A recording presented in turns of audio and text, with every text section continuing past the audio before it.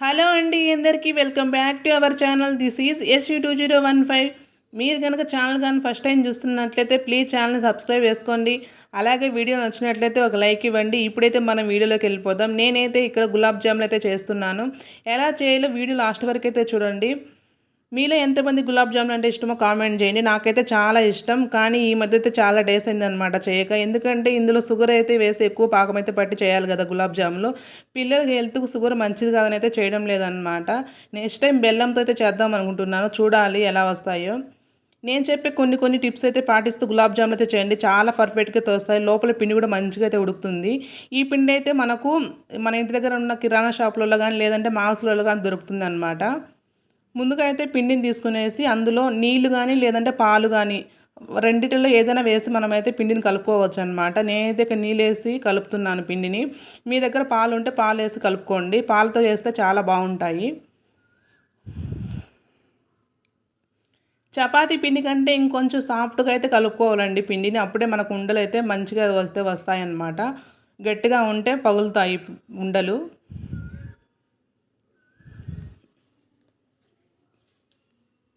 చూడండి, ఇలా చపాతీ పిండి కంటే ఇంకొంచెం సాఫ్ట్గా అయితే పిండిని కలిపేసి ఒక 10 మినిట్స్ అయితే పిండిని మనం పక్కన పెట్టుకుందాం. అది నానితే పిండి మంచిగా అయితే వస్తాయి ఉండలు.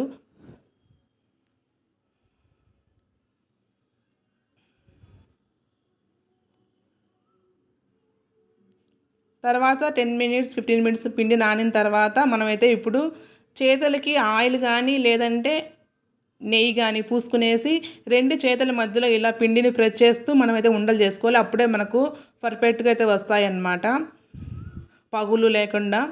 చూడండి, ఉండలను మనం 2 చేతుల మధ్యలో ఆయిల్ కానీ లేదంటే నెయ్యి కానీ పూసుకునేసి ఇలా ప్రెస్ చేస్తూ ఉండలు అయితే చేసుకోవాలి. అప్పుడే మనకు పర్ఫెక్ట్గా అయితే ఉంటాయి. లేదంటే ఇవి మనం ఊరికే అలా చేసినామంటే ఇవి పగుళ్ళు వస్తాయి కాసేపటి తర్వాత.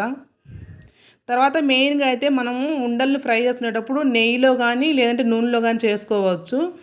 మనము వీటిని ఫ్రై చేసేటప్పుడు నూనెను కానీ లేదంటే నెయ్యిని కానీ సిమ్లోనే పెట్టి వేడి చేయాలి. సిమ్లోనే పెట్టి మనం ఉండలను అయితే కాల్చుకోవాలండి. అప్పుడే మనకు మంచిగా లోపల బయట 2 సైడ్లు మనకు పిండి అయితే మంచిగా ఉడుకుతుంది. మనం ఐలో పెట్టి నూనెను కానీ నెయ్యిని కానీ వేడి చేసి మనం ఉండలు అయితే ఫ్రై చేసామంటే ఉండలు అయితే పైన అయితే కాలుతాయి, లోపలైతే పిండి అయితే అలాగే ఉంటుందన్నమాట. అందుకే సిమ్లోనే పెట్టి మెయిన్గా అయితే చెప్తాను.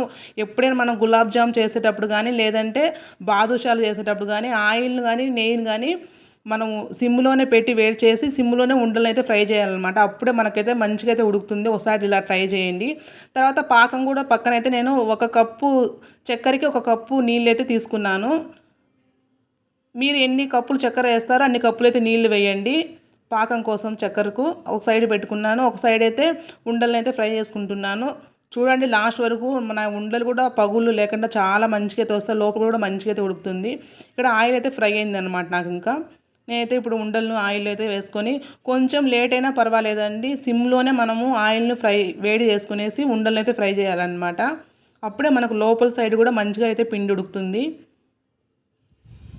చాలామంది తొందరగా అయిపోవాలనేసి హైలో పెట్టేసి ఆయిల్ వేడి చేసేసి ఉండలు అయితే వేస్తాం. మనం ఆయిల్లో వేయగానే ఉండలు అయితే కలర్ అయితే చేంజ్ అవుతాయి. అప్పుడు వెంటనే తీసేస్తాము. లోపలైతే పిండి అలాగే ఉంటుంది. అందుకే సిమ్లోనే పెట్టి ఆయిల్ను వేడి చేసి సిమ్లోనే మనం ఉండలు అయితే ఫ్రై చేసుకోవాలన్నమాట. ఒకసారి ఇలా ట్రై చేయండి, మంచిగా అయితే ఉడుకుతుంది లోపల కూడా పిండి. చూడండి, ఇప్పుడైతే కలర్ చేంజ్ అయ్యాయి కదా. ఇంకొంచెం కలర్ చేంజ్ అయిన తర్వాత అయితే తీయాలన్నమాట ఇవి. చూడండి, అసలు నా ఉండలైతే పగుళ్ళు కూడా లేకుండా ఎంత మంచిగా అయితే వచ్చాయి.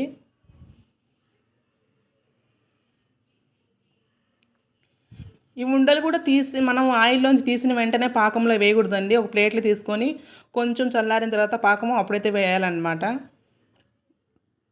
మనం వెంటనే వేయడం వల్ల వేడిగా ఉన్నప్పుడు ఇవి ఉండలు వేసామంటే మెత్తగా అయిపోతాయి. చూడండి ఎంత బాగా వచ్చాయో ఉండలు. ఇలా అన్నీ ఒక ప్లేట్లో తీసి పెట్టుకునేసి పాకం చల్లారిన తర్వాత అయితే వేయాలి. ఇప్పుడైతే పాకం అయితే ఇక్కడ రెడీ అవుతుందన్నమాట. కొంచెం తీగ పాకం వస్తే సరిపోతుందండి పాకం అయితే. తర్వాత నేనైతే అందులో 4-5 యాలక్కాయలు అయితే వేస్తున్నాను. ఏ స్వీట్లోనే మనము యాలక్కాయలు వేస్తేనే మంచిగా ఫ్లేవర్ అయితే తెలుస్తుంది కదా మనకు. చూడండి, ఇప్పుడైతే పాకం అయితే రెడీ అయిపోయింది. పాకం కూడా ఒక 5 మినిట్స్ అయితే చల్లగా అయిన తర్వాత అయితే ఉండలైతే అందులో వేస్తాను నేను. స్టవ్ ఆఫ్ చేసి ఇంకా పాకం అయితే కొంచెం చల్లారబెడుతున్నాను.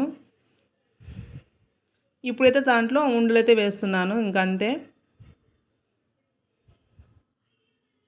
చాలా సింపుల్ అండి గులాబ్ జామ్ చేయడము. నేను చెప్పే కొన్ని టిప్స్ అయితే పాటిస్తూ గులాబ్ జాములు అయితే చేయండి. చాలా పర్ఫెక్ట్‌గా అయితే వస్తాయి. చూడండి ఎలా ఉన్నాయో ఉండలు పాకంలో వేసిన తర్వాత కూడా. లోపల పిండి కూడా చాలా మంచిగా అయితే ఉడికింది. చాలా మంచిగా అయితే వచ్చాయి గులాబ్ జాములు. నేను మ్యారేజ్ అయిన తర్వాత ఫస్ట్ నేర్చుకున్న స్వీట్ అయితే గులాబ్ జామ్ అనమాట. మా ఇంటి పక్కన ఒక అక్క కన్నడ అక్క ఉండేది. ఆ అక్కకేమో తెలుగు రాదు, నాకేమో కన్నడ రాదు. వచ్చి రాని భాషలో అయితే నేను ఫస్ట్ టైం మ్యారేజ్ అయిన తర్వాత ఈ స్వీట్ అయితే నేర్చుకున్నాను. కానీ ఇప్పుడైతే నేను చాలా బాగా అయితే చేస్తాను గులాబ్ జాములు. కానీ ఇందులో షుగర్ వేసి ఎక్కువ పాకం బట్టి చేయాలి కాబట్టి పిల్లలకు మంచిది కాదని అయితే చేయడం లేదనమాట. నేనైతే గులాబ్ జామ్ చాలా అయితే బాగా చేస్తాను. మీరు కూడా నేను చూపించిన విధంగా అయితే చేయండి. గులాబ్ జాములు చాలా మంచిగా అయితే వస్తాయి. ఓన్లీ మనకు గులాబ్ జామ్ పౌడర్ ఒక్కటి ఉంటే చాలు. మనము అప్పటికప్పటికైతే 10 మినిట్స్లో అయితే మనము చేసేసుకోవచ్చు ఈ స్వీట్ అనమాట. చాలా ఈజీ. ఒకసారి ఈ వీడియో చూసుకున్నారంటే మీరు కూడా చేసేస్తారు. చూడండి అస్సలకి ఎంత బాగా వచ్చాయో, పగుళ్ళు లేకుండా ఉండలు ఎంత పర్ఫెక్ట్గా లోపల కూడా మంచిగా అయితే ఉడికిందనమాట పిండి. నచ్చితే మీరు కూడా ఒకసారి ట్రై చేయండి. అలాగే వీడియో నచ్చినట్లయితే ఒక లైక్ ఇవ్వండి. మన ఛానల్ ఎవరన్నా కొత్తగా చూస్తున్నట్లయితే ప్లీజ్ సబ్స్క్రైబ్ చేసుకోండి.